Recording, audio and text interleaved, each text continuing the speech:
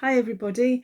Um, Today, I just want to talk a little bit about death and dying. It's Dying Matters Awareness Week this week in the UK, and it's something that's organised, I think, by Hospice UK. They have got a lot of resources, and I put a little video link in my playlist under the Death and Dying playlist if you want to have a look at that. And it's the video is talking about the language we use around death and how we say things like passed over and things like that. We don't actually say death, or we don't say that somebody's died, or we rarely do. Um, yeah, personally, I'm not afraid of dying. I know a lot of people are.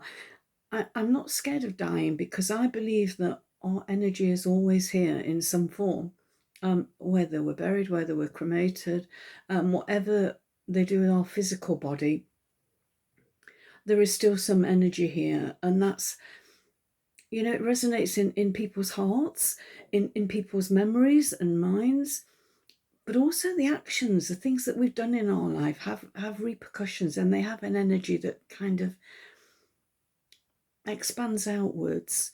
So whatever you do today, do it with love in your heart. I know I'm always saying that. But seriously, yeah, I don't know why I'm not scared of dying. I never have been. I've never been afraid when people close to me die, because it is a part of life. Every living thing will die at some point. And I don't think we like to acknowledge that. We see people in the 90s who are resuscitated, and they go on to, they carry on living, but the quality of life is diminished. I saw it with my dad. And when my dad started deteriorating. He was diagnosed with mesothelioma, and he died very quickly after that. But prior to that, he had had an episode where he was rushed into hospital.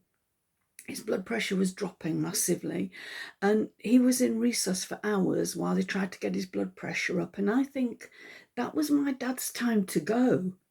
But because of the way we work now in the hospitals, the Hippocratic Oath, they have to do whatever they can to maintain life, I think.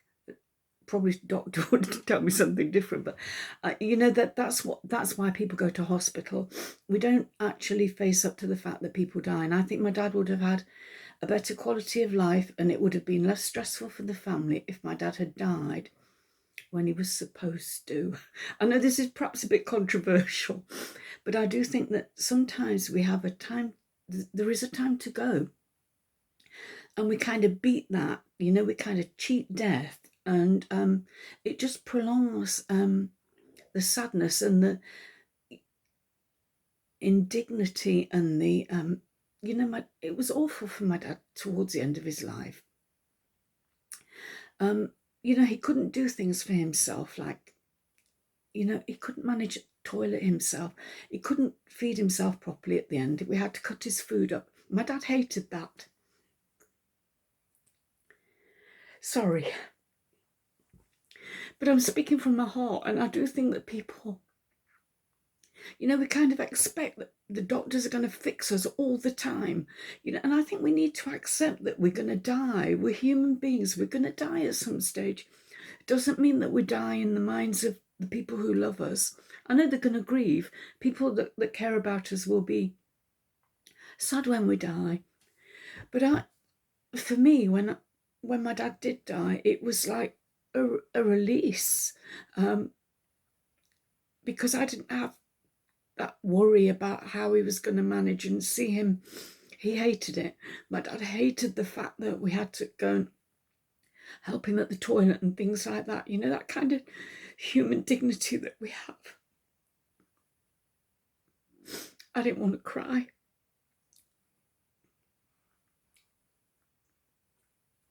Anyway, what you see is what you get with me. I just, I think it's important that people accept death, because it's less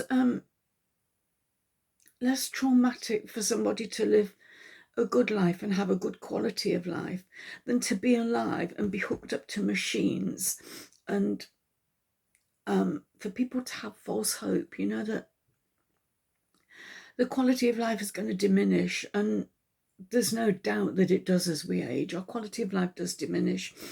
And that's why I say make the most of every day. I'm just going to get tissue. Excuse me. Sorry. If I knew how to edit, I'd take this bit out. But yeah, now quality of life diminishes, and we can't do the same things with the same degree of dignity. I know we all need a little bit of help, and that's fine, but there are some things, very personal things, like for my dad, the big thing was like managing in the toilet. And I don't want that for me. I don't want somebody to have to go and clean me up when I've been to the loo. I want to die on my own terms, really. And I've made that clear to my family. I don't want to be resuscitated. If I'm going to be a burden to my family, like if I get dementia or something like that, they must just let me go when it's time to go. Don't keep hanging on, trying to fix me, because I don't want that. And I don't want that for my family. I don't want to be fixed. I want to go when my time's up, basically. But anyway, have a look at my playlist if you're interested in, death and dying. And I know it's something that I have avoided talking about for a long time, but it is important. And yeah, I think have a look at my playlist in the death and dying. Also have a look at Dr. Catherine Mannix, who is she was a palliative care consultant in her working life. I think she now does speaking, and she's a writer as well. She's written a couple of books, which I can really recommend, because she's got a very practical, down-to-earth way of looking at death, and she's experienced it in a hospice.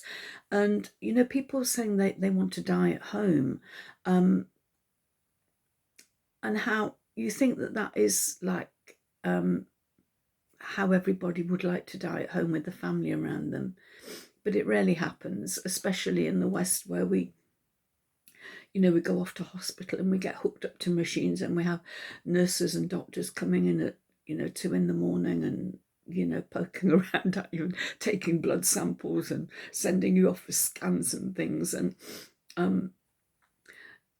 and I think it would be ideal, but we have got hospice movement, and unfortunately it's not funded by the government or the NHS. It is the charitable organisations. But I do think there's a need for something like that, probably for us all to collectively have a better understanding of death and the process of dying, and what to expect when our loved ones die, and how to deal with it. And the other thing that I've been avoiding talking about is dementia, and that is something I am going to talk about in another video, because I have experience of dementia. Both of my in-laws and my stepmother had dementia. I did, when I worked at the NHS, I did a Friends of Dementia course as well, and I've learned how to deal with dementia. I'm not saying I'm an expert, but the one thing that I can tell you about dementia is that it's no good arguing with somebody who's got dementia, because they will forget about it 5 minutes later. You just get into their world in that moment, agree with whatever they're saying, and then change the subject, and they won't remember. So yeah, that's something else I'm going to talk about, probably warrants a longer video. But I just want to talk about death and dying, and I'm going to switch off commenting for this video, because I don't want anybody to feel sorry for me or sad, because I don't feel sad. I did in the moment talking about my dad, it sort of brings back memories, obviously. But yeah, I think it would be a lot easier for all of us if we just accept that, we are going to die one day, that we're not going to live forever, and just accept that. And yeah, and have a look at my playlists, and perhaps have a look at those videos. You might find something in there that's interesting.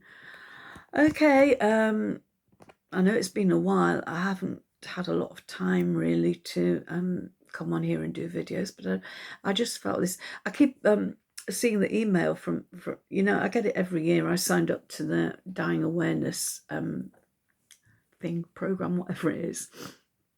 Every year I get it, and every year I intend to do something, and every year I fail. So this year I'm not going to fail. It is Dying Matters Awareness Week. So yeah, check it out, and I'll talk to you again soon. Take care. Bye.